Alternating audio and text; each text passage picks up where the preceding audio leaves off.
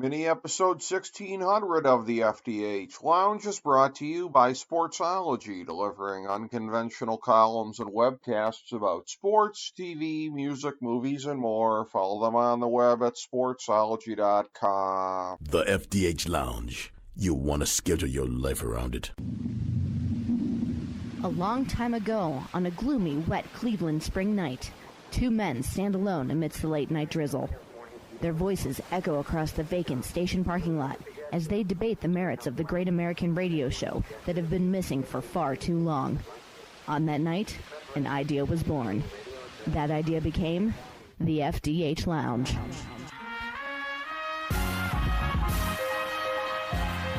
Welcome to the FDH Lounge. Hello, everyone. Welcome to FDH Lounge mini episode 1600. This is FDH managing partner Rick Morris here with you.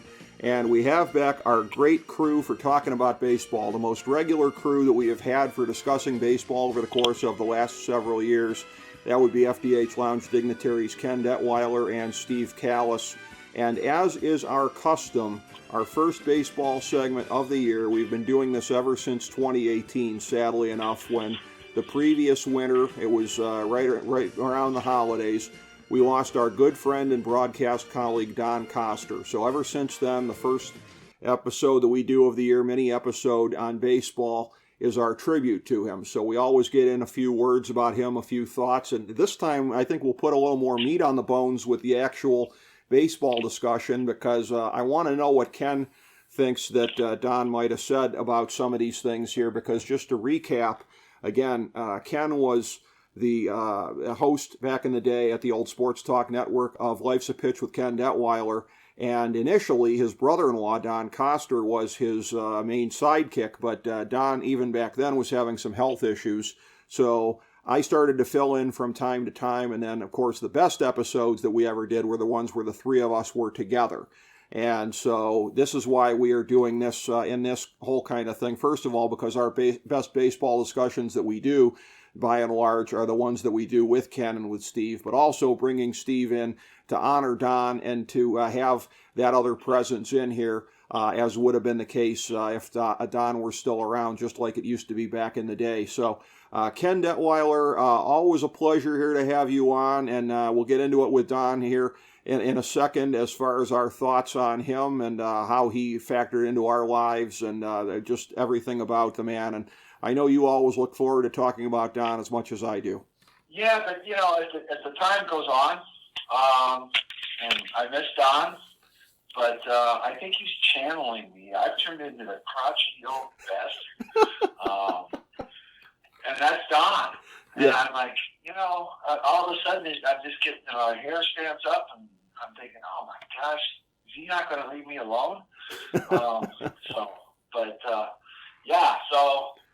that being said, that's where I'm heading, guys, at this age. Well, so what are you going to do? I look forward to hearing the ways that's going to manifest itself. And Steve Callis, again, this is a thing where you came into our lives after Life's a Pitch back in the day, but in the old Sports Talk Network days as well here. So you never got to do any shows with Don, didn't get to interact with him, but I feel like every year when we talk about him, and as Ken just mentioned about, his amazing sort of crotchety manner on the air here, I just, you couldn't coach that. It was just such a natural thing out of the guy. I mean, I like to feel like the way that we've described Don, it makes him seem real even to the people who never met him, and I always get that sense talking to you, which I'm grateful for.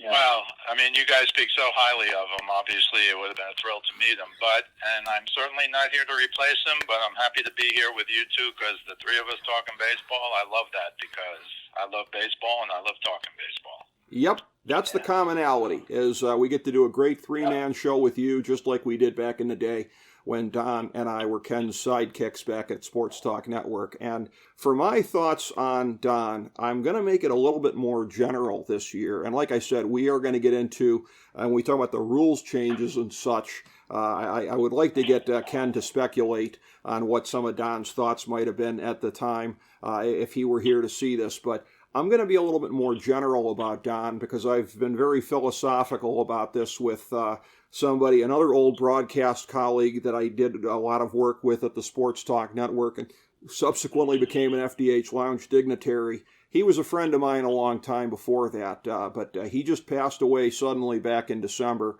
My good friend Dave Adams, and he was somebody that Ken met through me and got into some fantasy baseball leagues with, and those two guys did a lot of coaching together, a lot of coaching of high school baseball, and those two got to know each other. And I look at it kind of the same way with those two as with me and Don, of where we got to know each other because of baseball, because of a shared love of baseball, and it being something that brought us together. It brought Don and I together. It brought Ken and Dave together. And in both cases, it brought a very valuable person into our lives, because Don was somebody that I always respected a lot for his perseverance through the adversity of his health. He was always just such a blast to be around, such a lot of fun to be with on and off the air.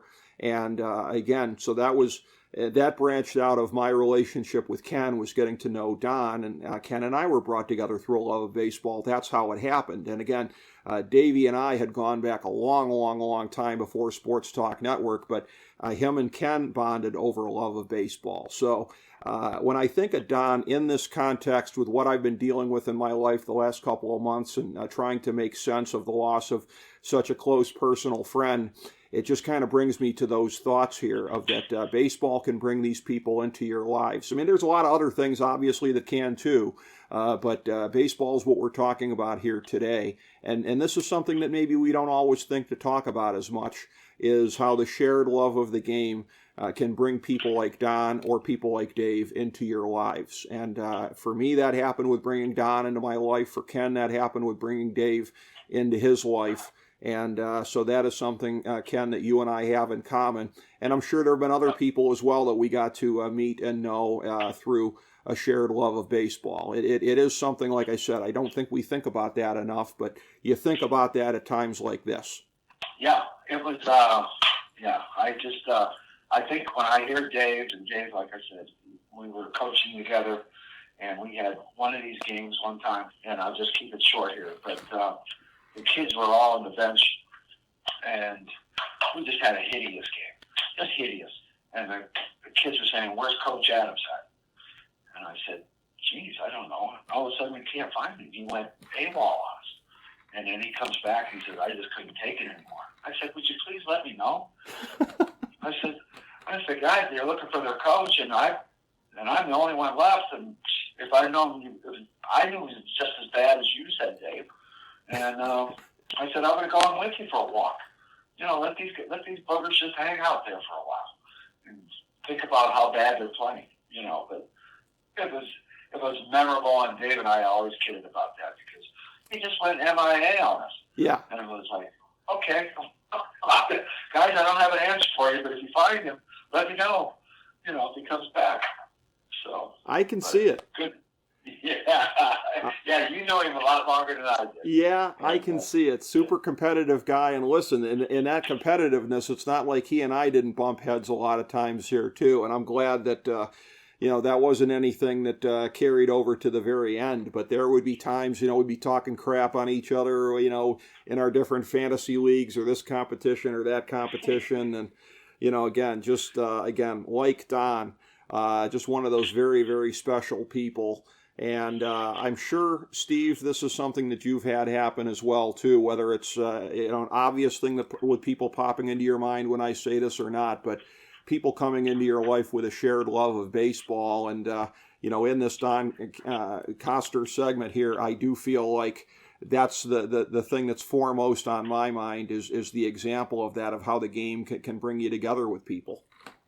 Well, I'll be very brief on that, but the guy I would talk about, who is not actually a friend but passed away many years ago, is my father. Today happens to be his birthday, March 23rd.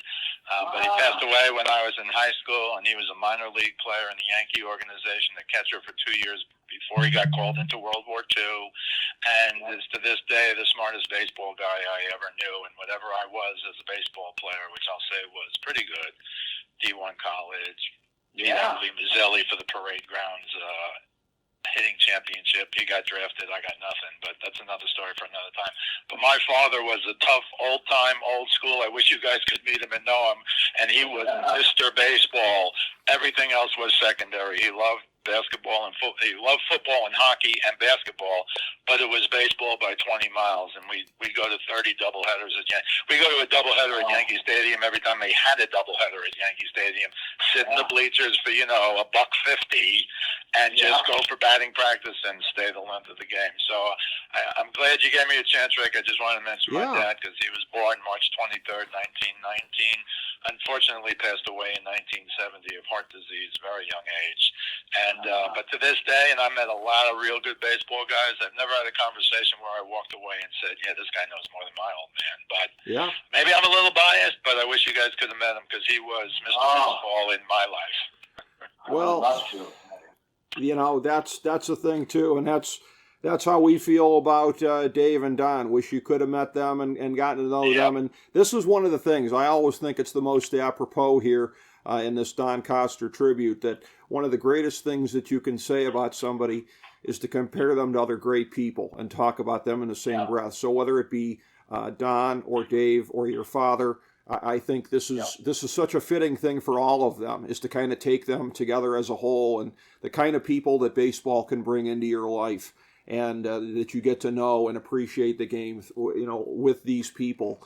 And so, I think that's very, very fitting for us to talk about these different types of people, because like I said, I was sort of going to a broader place this year thinking about Don and what my thoughts wanted to be for this, with the occasion of losing Dave not long before this, and just the whole thing of what the game can bring into your life as far as the people you meet along the way. And the one thing here, we generally sort of at the beginning do our sort of personal talk about Don, and then kind of segue into the game itself for that year. We're doing our 2023 MLB preview here today. But what I'd like to start with, Ken, before we get to any of our thoughts on the rules changes, there's a lot of radical rules changes this year in the game, be it the pitch clock, be it the limited pickoffs, be it the enlarged bases, be it the elimination of the shift, at least in its most radical forms here. And these are all things I do think personally that will help the watchability of the game. And I'm just going to say personally that as much as I'm a traditionalist, I don't like the way that the game has been nichified over the course of the last 20 years or so, and the fact that nobody under a certain age seems to give two craps about it. So as far as the ability to reverse that, and maybe make it accessible to younger people who don't have the attention spans that we do. Even though I'm a traditionalist, I would say I'm in favor of it. But Ken, before we even get to your thoughts on it, do you have any thoughts about how Don might have approached this radical set of changes in the game, and keeping in mind that it comes on the heels of the unwatchability the last couple of years that a lot of these analytics things have brought to the game, with the uppercut swings and all the other things like that? Yeah, the loft ankles and all that stuff. Right. Yeah, well, first of all, I think, just to pile on quickly on what you just said, the worst sport of all the major sports in marketing has got to be year after year, decade after decade, baseball. Yes. They don't know how to get out of their own way or how to market these people at all. It's just horrible. But going back to your question, I think Don would have had a hard time with the number of pickoffs. Okay. To me, that just bothers the dickens out of me. It's just go over there, and I would tell my players when I coached, I said, when Mrs. Detweiler comes, she hates pickoffs, so I want you to throw over there often. and because she goes there for me, and I don't need that. And then she gets to, she doesn't care to come back anytime soon, and then we can talk about the game when I get home. But it's just I would think the pickoffs would be something like that. I do like, and you're asking me to speak for Don. Yeah. But I do like the clock. We give all these pitches in 11.37 seconds. I know I've talked to you about that ad nauseum and how the human body does this and that in those seconds. So I'm a big fan of that. But the shift, I'm hoping we'll see. I guess it's a work in progress to see how these guys are playing regular baseball, for lack of a better term. Mm-hmm. And seeing how these guys, I just hated that shift. And I'm sure these guys, we can say what we want about the major league players, be able to take it to the right field, be able to take it to the left field. go opposite way, bunt, and get a single. But that never came to fruition. I don't know where we missed it as far as that.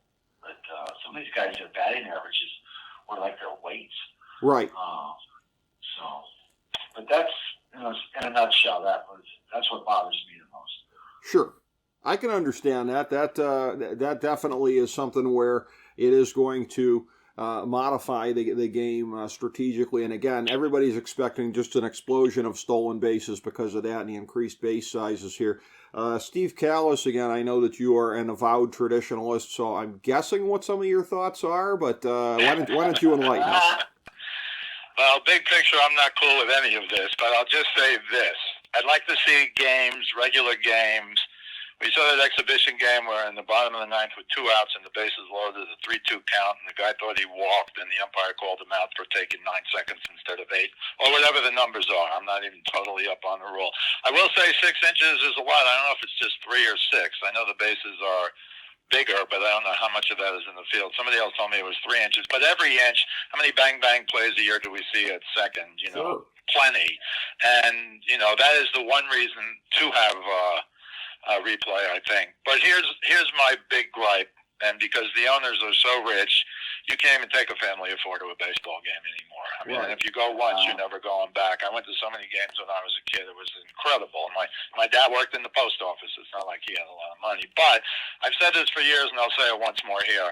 If you cut the commercials between half innings by 1 minute, and if you told me that was too much, 45 seconds or 30 seconds. But if you did 1 minute, every game would automatically be 17 minutes shorter with no rule change. And they're going to write up all year how it's 8 minutes faster or 10 minutes faster or whatever it is. But you're telling people, in my opinion, to change the way the game is played for them. Now, you could have some ridiculous outside ones. So you couldn't step out of the box for 20 minutes and redo your gloves 5 times. Or even a pitcher on the mound who took forever to pitch. But I generally don't want it to shift. It's too bad you don't make players go the other way, like Ken was saying. But the shift, I've already seen one exhibition game where they played 2 outfielders and they moved their left field behind second, which apparently, where the second baseman used to go out to short right field. I think that's legal, and if that is legal, there's going to be some guys who are still going to be hurt by the shift, I think. And I think we're going to wind up with a line from second base to the outfield, because if you're playing a shift, then your shortstop should be, for a lefty, your shortstop should be 2 inches to the right of second base extended. Right. And that will make a difference. I saw a lot of hits up the middle this year in spring training that I don't think will all be hits when the shift really takes place. Not because you can shift totally like you used to, but again, because you can put the second baseman over and the shortstop 2 inches as you're facing home to the right of second base. And I think that's what's going to happen. Yep, and there's still going to be the modified shifts, of course, like you're saying, what you can do within the rules of you have to have such and such number of guys on this side of the field, such and such number on the other side of the field, so there will still be that. Before we get into anything with the regular season, a place that we weren't seeing the rules changes populated here was the WBC, which of course wrapped up earlier this week. A real heartbreaker there that Team USA, Trey Turner, the new Captain America, doing his darndest to carry the red, white, and blue across the finish line, but it was not to be. This is one of these things where, again, the pitching staff, suffice it to say, did not match the strength of the lineup. And that is something that they're going to have to look at going on here with all of the best Team USA pitchers. I realize some of the best Team USA pitchers are very, very old, like Max Scherzer and Justin Verlander, and DeGrom is very vulnerable also. So some of the best you don't want to send for those reasons. I get it, but USA needed to have better starting pitching in there. But again, I'll start with you, Steve Callis. I know there's people that weren't as much into the event as I was. I already know Ken's thoughts, and we'll get to those in a minute here. But your thoughts on the event here, and if you're one of the guys shaking his fist at the cloud about that this thing even exists, or if you were basically okay with it. Well, I'm not shaking my fist at it. I think it should be after the baseball season, not before. Agreed. Everybody saw what happened to Diaz. Yes. And as bad as his injury is, at least if it happened in November instead of now, he'd play part of the following season. And I thought after Kendy Morales, like in 2010 or 11, whenever that is, when he broke his leg jumping on home plate after he hit a game-winning homer for the Angels, I really thought that would end these things, but I am 100% wrong. And for me, I'll remember Diaz, and don't forget Jose Altuve broke his thumb, I think. He's out for like 2 months. Yeah. So you lose to, I'm not a Diaz guy, but last year he was sensational. Got the biggest contract ever for a closer. But that's what sticks out to me. Although I will say the final at Ohtani against Trout was classic. And Ohtani threw him such a nasty slider that even Mike Trout couldn't hit it. But I can't tell you I followed it game to game. I did follow the USA. But these are, I don't want to call them glorified exhibition games. I get what happened to Diaz, right? Puerto Rico beat the Dominican, and that's the World Series to those guys. We get that. Yep. But I'd like to see it after the season, and it's okay with me because I'd love to watch good baseball in November, and that's what you get. Yes, and that's when they used to do the barnstorming in Japan. And I think it was October. Correct. Because the season didn't take as long. But yeah, no, I would rather see it then. But it's a thing where, in terms of this, again, when we're taping this today, we don't know the outcome yet, but it didn't look good with Rhys Hoskins going down for the Phillies in spring training. So if anybody would like to sign my change.org petition to banish spring training so we don't have injuries there, we would, maybe we could be consistent across the board and just open up on opening day here. But Ken Detweiler, I know that you certainly are the guy shaking his fist at the cloud about this thing even existing. Yeah, I just didn't get into it all this year, and then I got even more disappointed for what you both had said. Diaz out, Altuve out, and it's like, how does that sit with the other guys? It's like maybe it doesn't even bother him. I don't know, but to me, it's like, geez, we're counting on you. We thought we would go the Mets. They're supposed to be a contender yet again this year. Yeah.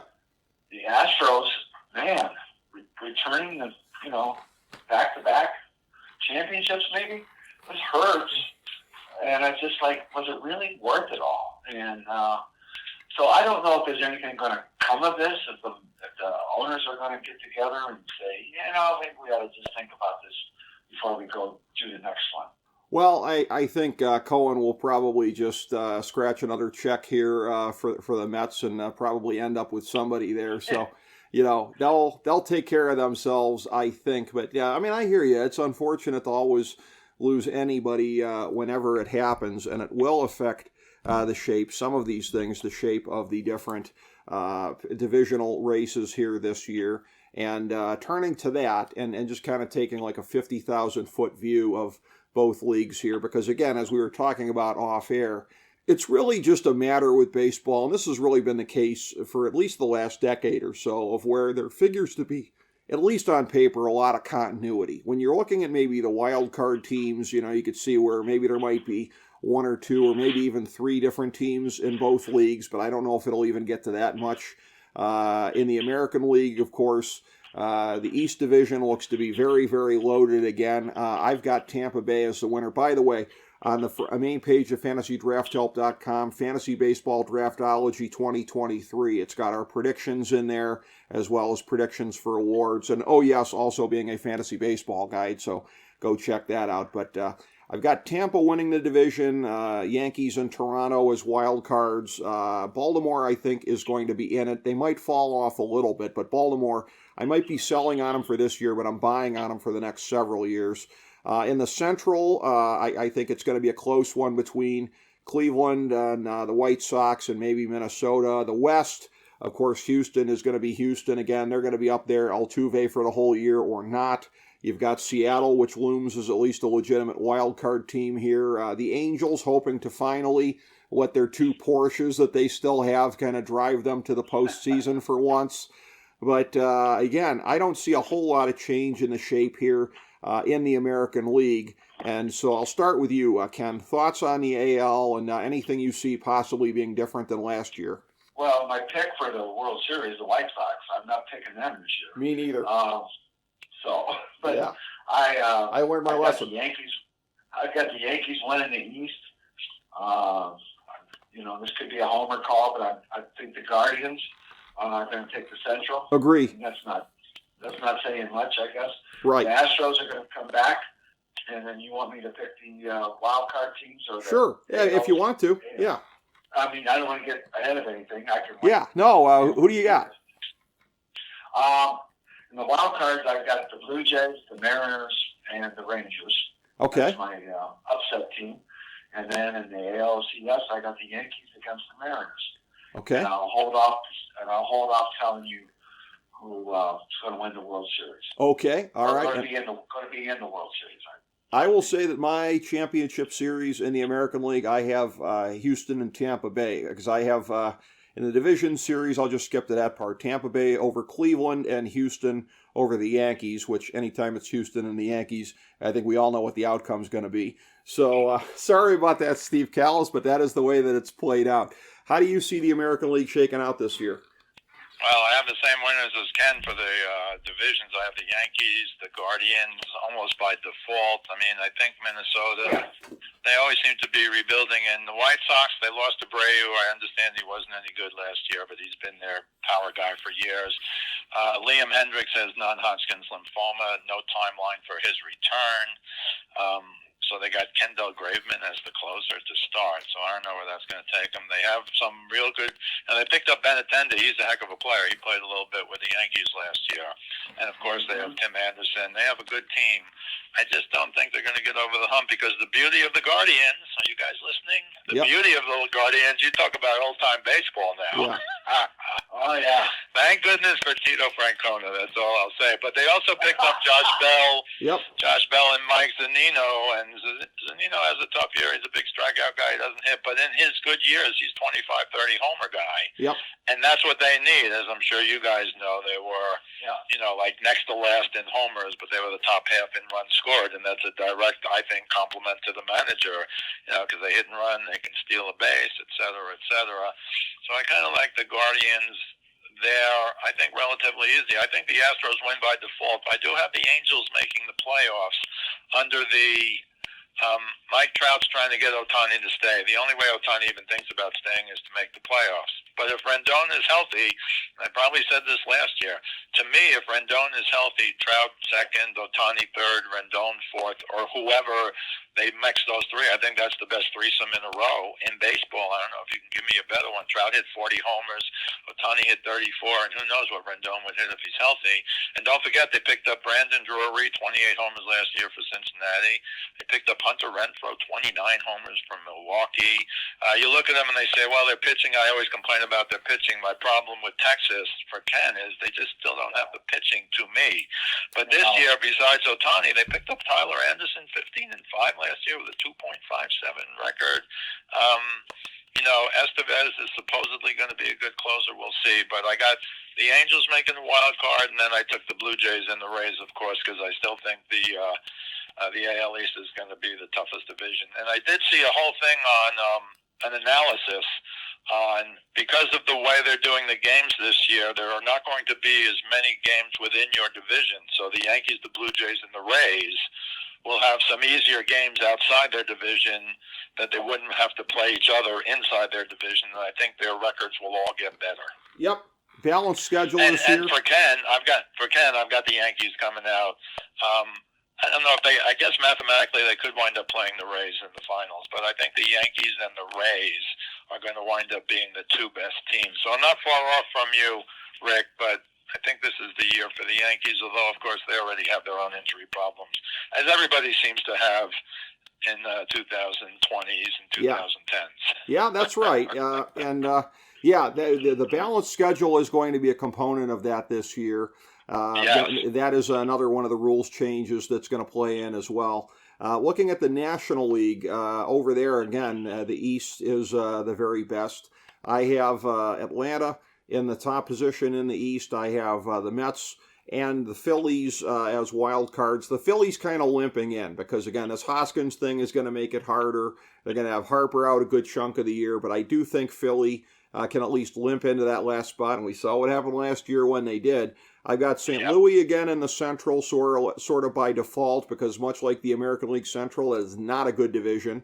And in the West, the Dodgers in there. By the way, speaking of LA teams, the Angels, I mean, they put the Lakers and the Rams to shame with their commitment to stars and scrubs. I mean, that is just, the Angels are all in on that. LA's a real stars and scrubs town. I don't know what it is about these franchises in different sports. The Dodgers, it's just stars and stars. But I think San Diego is going to be there in the playoffs as well as a wild card. And I have Arizona stepping up to be a wild card team this year as well. They are a team that is on the upswing. And, maybe we could pencil in a D-backs Orioles World Series for the latter half of the decade here. Both of those teams are on the come up. But I have in the National League Championship Series the hardy perennials, the Braves, and the Dodgers. I'll start with you this time, Steve. Thoughts on the National League in 2023? Yeah, I've got the Braves winning and the Cardinals winning. I'm going to pick the surprise of the year, the Padres, to beat the Dodgers this year. But I want to go back to the Braves for a minute because it was amazing to me how good they were last year. And I don't know if this ever happens. Maybe you guys will know. But Michael Harris comes up early on, plays out of his mind. He's the Rookie of the Year. And Spencer Strider comes up. He's 11-5 with a 2.67 ERA. He's second for Rookie of the Year. And that's just both of them having 1 year as borderline stars. Acuna missed 43 games. Ozuna had a terrible year for him. He hit 23 homers, but he hit 226. And you still got big boppers like Matt Olson, 34 homers, Austin Riley, 38 homers. Of course, the big loss who finally came of age, I thought, last year was Dansby Swanson. He's gone, and they're going to start a veteran, Orlando Arcia, at short. People thought it was going to be this guy, Vaughn Grissom, who came up and played pretty well. And also, Ozzie Albies, he only played 64 games last year. He's gone. So, he's back. So they're plugging in like 3 or 4 guys who hardly played, all of whom are really good. That's why I give them the edge. The Mets, of course, we already talked about Diaz. I will make it my business to go out and watch Scherzer and Verlander pitch in person because those are the kind of guys you'll pay money to go see pitch in person. Yep. But as you know, Scherzer's 38. He was on the IL twice last year. Verlander's 40. God bless him. He won the Cy Young last year. What can you say? I like their pitching staff because Carrasco was 15-7, just under 4 ERA, a lot of run support.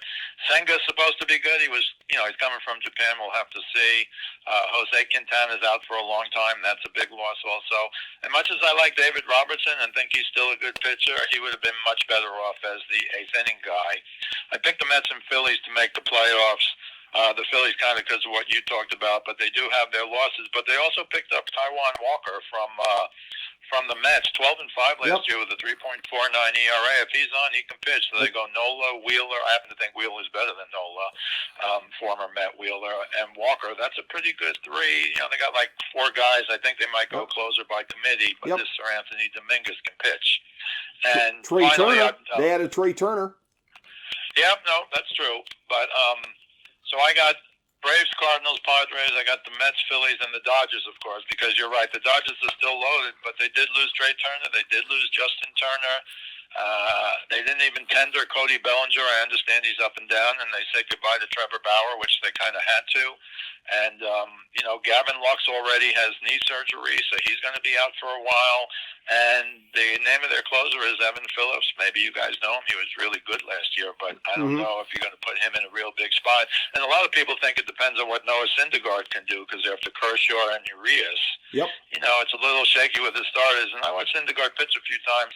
I know Syndergaard kept saying DeGrom should get paid, and then DeGrom kept saying Syndergaard should get paid. And, of course, DeGrom got paid and got hurt all the time. Right. And Syndergaard was kind of the same way. I watched him pitch a couple times. He didn't get close to what he used to throw velocity-wise.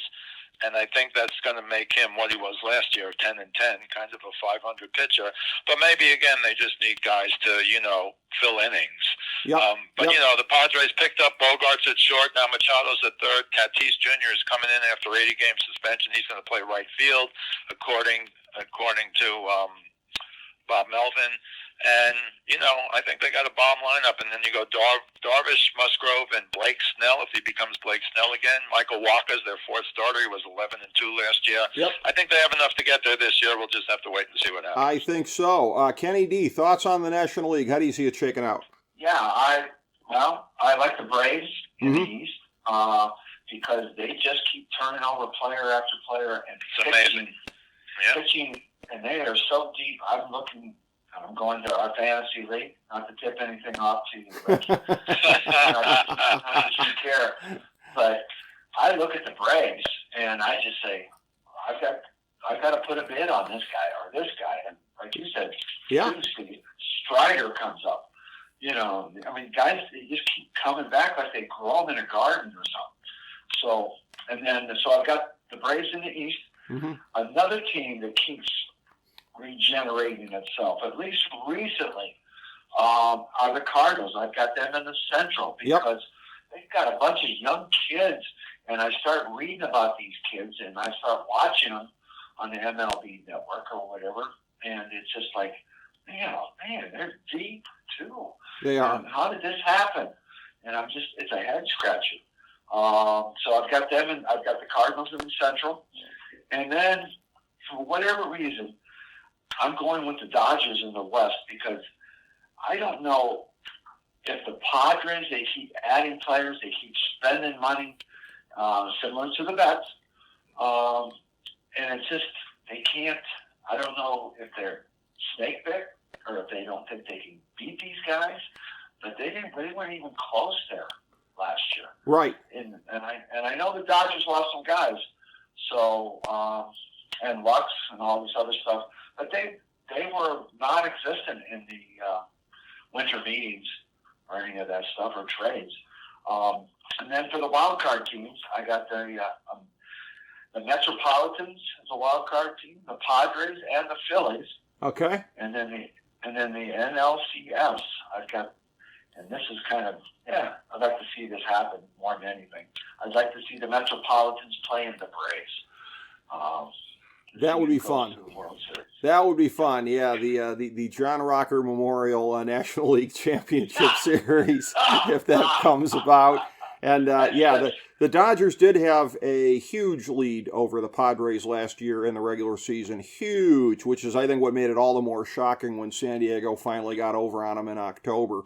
So, that rivalry is going to keep going here. All right, our final picks here for the show.